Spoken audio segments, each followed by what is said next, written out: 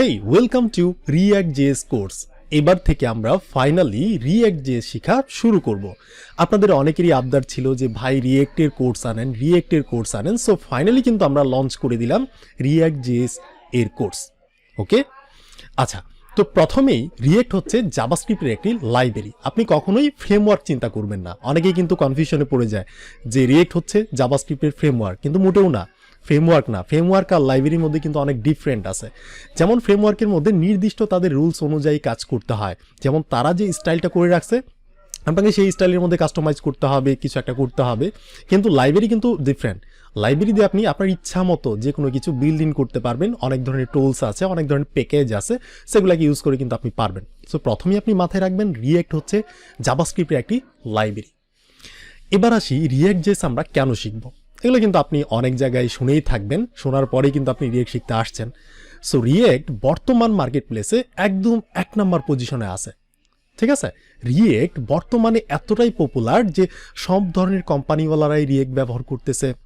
আপনি যদি ফ্রিল্যান্সিংও করতে যান সেই সেক্টরগুলোতে দেখবেন রিঅ্যাক্টের দাম কিন্তু ডিমান্ড কিন্তু অনেক উপরে, যার কারণে কিন্তু এখন সবাই রিঅ্যাক্ট শিখতেছে।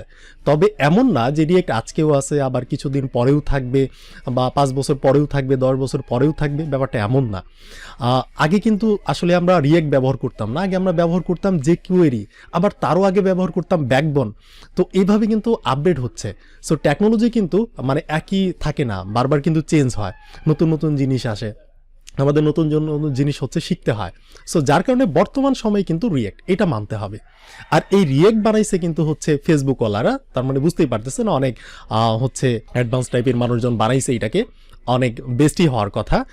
এবং রিঅ্যাক্ট কিন্তু আজকের দুনিয়ায় প্রায় ম্যাক্সিমাম ওয়েবসাইটে কিন্তু ইউজ করা হচ্ছে, কারণ এটার একটা বিশেষত্ব হচ্ছে সিঙ্গেল পেজ অ্যাপ্লিকেশন।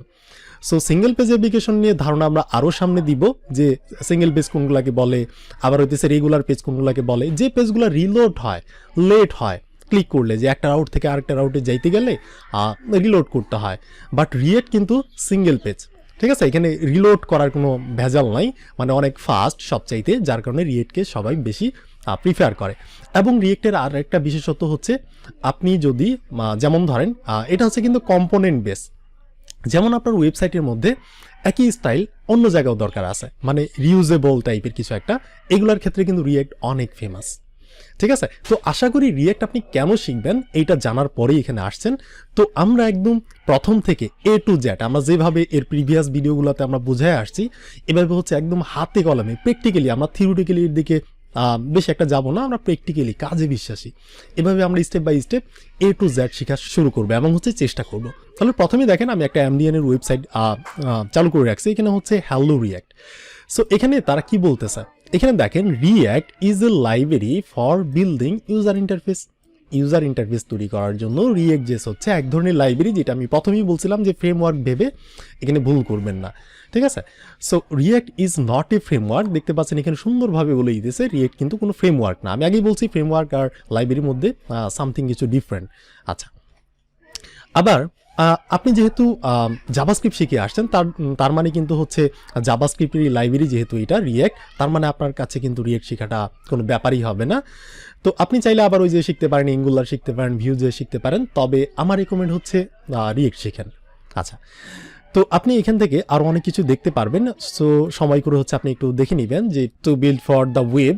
সো এখান থেকে তারা অনেক কিছু বলতেছে, তবে আমরা এখান থেকে জাস্ট দেখলাম যে রিঅ্যাক্ট জেএস হচ্ছে একটা লাইব্রেরি।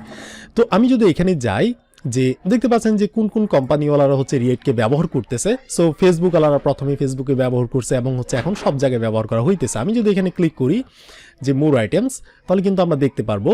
সো দেখতে পাচ্ছেন যে top 10 companies that use React, কে রিঅ্যাক্টকে ইউজ করতেছে। সো এখানেও কিন্তু আপনি দেখতে পারবেন যে হোয়াট ইজ রিঅ্যাক্ট, হ্যান ত্যান অনেক কিছু আপনি দেখে নেবেন। সো দেখতে পাচ্ছেন যে ড্রপবক্স টাইপের, মানে ড্রপবক্স কোম্পানিটাও কিন্তু রিঅ্যাক্টকে ব্যবহার করতেছে। ইনস্টাগ্রামের মতো ফেমাস একটা কোম্পানি বা একটা সাইট, তারাও কিন্তু হচ্ছে রিঅ্যাক্টকে ইউজ করে আসতেছে। এরপর হচ্ছে আমি যদি নিচের দিকে যাই, দেখতে পাচ্ছেন এয়ারবিএনবি, তারপর যদি এই যে ডিসকর্ড, তারপর হচ্ছে আরও নিচের দিকে যাব, সো ওয়ালমার্ট, স্মার্ট, এরপর হইতেছে উইক্স। তো এই ধরনের অসংখ্য কোম্পানি বর্তমানে রিয়্যাক্টকেই কিন্তু ব্যবহার করতেছে, কারণ এখানে অনেক বেনিফিট পাওয়া যায়। এটা হচ্ছে সিঙ্গেল পেজ অ্যাপ্লিকেশন, সো রিলোডের কোনো ঝামেলা নাই, অনেক সুবিধা পাওয়া যায়। এবং ইদানিং কিন্তু হচ্ছে নেক্সট যে চলে আসছে। সো আপনি যদি চিন্তা করে থাকেন যে ভাই নেক্সট শিখবো, তো নেক্সট শেখার জন্য আপনাকে প্রথমে রিয়্যাক্ট যে শিখতে হবে।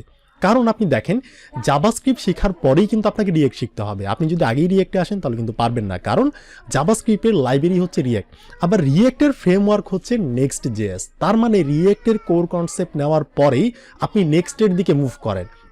সো আমরাও কিন্তু এইটার পরে, এই প্লেলিস্টের পরে নেক্সটের কোর্স আনবো, ঠিক আছে? তো আগেই কনফিউশন হবেন না, আগে নেক্সটের মধ্যে যাবেন না, আগে রিয়্যাক্টের কোর কনসেপ্টটা বোঝার চেষ্টা করেন। এরপর আমি যদি রিয়্যাক্টের ওয়েবসাইটে যাই, এখানেও কিন্তু তারা অনেক কিছু বলবে। সো আপনি এখান থেকে একটু ঘাটাঘাটি করে নেবেন। আমি যে ওয়েবসাইটগুলো বের করে রাখছি দেখতে পাচ্ছেন যে রিয়্যাক্ট .dev হচ্ছে /learn, এই ওয়েবসাইটে এসে আপনি এখান থেকেও একটু দেখার চেষ্টা করবেন যে এখানে তারা কি করতেছে। এরপর হচ্ছে যে আমি যদি W3 ওয়েবসাইটে যাই, এখানেও তারা বলতেছে যে react is a JavaScript library for building user interface. So এই টাইপের কিছু একটা বলতেছে যে react is use to build এই যে সিঙ্গেল পেজ অ্যাপ্লিকেশন বানানোর জন্য রিয়্যাক্ট হচ্ছে সব থেকে বেশি ফেমাস। ওকে, আর সিঙ্গেল পেজ অ্যাপ্লিকেশন কোনগুলোকে বলে গেলে কিন্তু আমরা সামনে আমরা নিজেরাই বানাবো, জাস্ট ওয়েট, আপনি জাস্ট জেনে রাখেন। এরপর তারা বলতেছে যে React allows us to create reusable UI components, অর্থাৎ একই কম্পোনেন্ট, ধরেন একটা ওয়েবসাইটের মধ্যে কিন্তু একই জিনিস, সিমিলার জিনিস অনেক জায়গায় থাকে, তো আপনাকে নতুন করে আর কোড করতে হবে না। আপনি জাস্ট কি করবেন, ওই কম্পোনেন্টটাকে আরেকবার আপনি ইউজ করতে পারবেন। জাস্ট এগুলো হচ্ছে ম্যাজিক টাইপের, যেগুলো আমরা সামনে গিয়ে অনেক আলোচনা করব, অনেক দেখব। তো এই ভিডিওর সামারি হচ্ছে আপনি জাস্ট এতটুকু নেন যে জাভাস্ক্রিপ্ট শেখার পর আপনাকে যে কোনো কিছু একটা শিখতে হবে, হয় ফ্রেমওয়ার্ক না হয় লাইব্রেরি। আপনি রিয়্যাক্ট শিখতে পারেন, অ্যাঙ্গুলার শিখতে পারেন, ভিউ জেএস শিখতে পারেন। এখান থেকে আমি বলবো রিয়্যাক্ট শিখেন, কারণ রিয়্যাক্ট হচ্ছে ফেমাস বর্তমানে। এমনটা না যে অ্যাঙ্গুলার কেউ ব্যবহার করে না, ভিউ কেউ ব্যবহার করে না, এক একটা কোম্পানি এক একটা ব্যবহার করে আসতেছে। অ্যাঙ্গুলারেরও দাম কিন্তু অনেক, ঠিক আছে? তবে আপনি যদি কম্পেয়ার করেন রিয়্যাক্ট হচ্ছে নাম্বার 1-এ আছে, এই জন্য আপনি রিয়্যাক্ট শিখবেন। আর রিয়্যাক্ট হচ্ছে সিঙ্গেল পেজ অ্যাপ্লিকেশন, রিলোডের কোনো ঝামেলা নাই, এটা হচ্ছে একটা বিষয়। আর রিউজেবল কম্পোনেন্ট যদি আপনি ব্যবহার করতে চান, রিয়্যাক্টের চেয়ে বেটার আপনি কিছু পাবেন না, ঠিক আছে? আর বর্তমানে জব ডিমান্ড দেখলে, ফ্রিল্যান্সিং মার্কেট প্লেসগুলো দেখলে আপনি কিন্তু রিয়্যাক্টের ডিমান্ড দেখবেন সবচেয়ে হাই। সবাই বলতেছে এখন রিয়্যাক্ট শিখো, তার মানে রিয়্যাক্ট অনেক। আপনি গুগলে গিয়ে সার্চ করেন, এই যে এই ওয়েবসাইটগুলো যে দেখালাম, এখানে আপনি একটু পড়ার চেষ্টা করেন, ইউটিউবে সার্চ করেন, ওকে, যে রিয়্যাক্ট কি, হ্যান তেন, মানে রিয়্যাক্টের আর্টিকেল পড়া শুরু করেন। যেহেতু একটা জিনিস শিখবেন, এই জন্য সেই জিনিসের একদম খুঁটিনাটি বিষয়বস্তু একটু জানার দরকার আছে। তবে আমরা কাজের ফাঁকে ফাঁকে হচ্ছে এগুলো করব। সো আমরা হচ্ছে আগেই থিওরিটিক্যালের দিকে যাব না, আমরা জাস্ট প্র্যাকটিক্যালি বিশ্বাসী। ওকে, আচ্ছা, তো এই ভিডিওটা এখানেই থাকলো। এর পরের ভিডিও হচ্ছে কিভাবে রিয়্যাক্টকে সেট আপ করতে হয়, কিভাবে কি করতে হয়, একদম A to Z আমি আপনাদের কথা দিচ্ছি, একদম স্টেপ বাই স্টেপ আপনাদের একদম বুঝিয়ে দিব। আপনাদের আর অন্য কারো হচ্ছে কোর্স দেখার দরকারই পড়বে না, এতটুকু বিশ্বাস আমার উপর রাখেন যদি আমাদের আগের জিনিসগুলো দেখে থাকেন। সো এর জন্য, আচ্ছা, রিয়্যাক্ট শেখার জন্য আমাদের যে যে জিনিসগুলো রিকোয়ার, মানে যে যে জিনিসগুলো দরকার, সেগুলো হইতেছে আমাদের চ্যানেলে যান, মানে যে জিনিসগুলো আগে জানা থাকতে হবে, তারপর আপনাকে রিয়্যাক্ট শিখতে হবে। এই জন্য আমাদের চ্যানেলে আসেন, এরপর হচ্ছে প্লেলিস্টে যান। প্লেলিস্টে আসার পর প্রথমে আপনাকে যেটা শিখতে হবে, আপনি যদি একদম বিগিনার হয়ে থাকেন, এটা রুট ম্যাপও আপনি বলতে পারেন, আগে HTML শিখতে হবে, তারপর CSS শিখতে হবে, তারপর দুইটা মিলে হচ্ছে ওয়েবসাইট বানাইতে হবে, এরপর গিটহাব শিখতে হবে।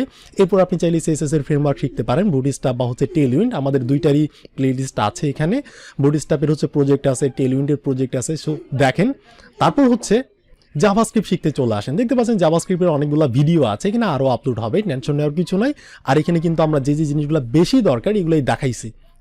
সো আপনি এখান থেকে জাভাস্ক্রিপ্ট কমপ্লিট করবেন। এরপর হইতেছে আপনি চাইলে না, এরপর হচ্ছে মাস্ট বি আপনাকে ডম API ফেচের প্লেলিস্টটা দেখতে হবে, এখানে আরও ভিডিও অ্যাড হবে। এরপর জাভাস্ক্রিপ্ট দিয়ে কিভাবে মিনি প্রজেক্ট তৈরি করতে হয় এই প্লেলিস্টটা দেখেন। এগুলো দেখা যখন কমপ্লিট হয়ে যাবে, যখন শিখে ফেলবেন, তখন আপনি চলে আসেন আমাদের এই রিয়্যাক্টের কোর্সে। ওকে, তো মাস্ট বি জাভাস্ক্রিপ্ট জানতেই হবে, আরগুলো জানেন বা না জানেন, জাভাস্ক্রিপ্ট কিন্তু আপনাকে জানতেই হবে। ওকে, তারপর আপনি চাইলে এই রিয়্যাক্টের কোর্সটা কন্টিনিউ করতে পারেন। তো এই ছিল এই ভিডিওর সামারি। সো এই ভিডিওটা এখানেই থাকলো। এর পরের ভিডিওতে আমরা শুরু করবো একদম রিয়্যাক্ট শিখা। সো সাথেই থাকুন এবং শিখতে থাকুন। দেখা হচ্ছে নেক্সট ভিডিওতে।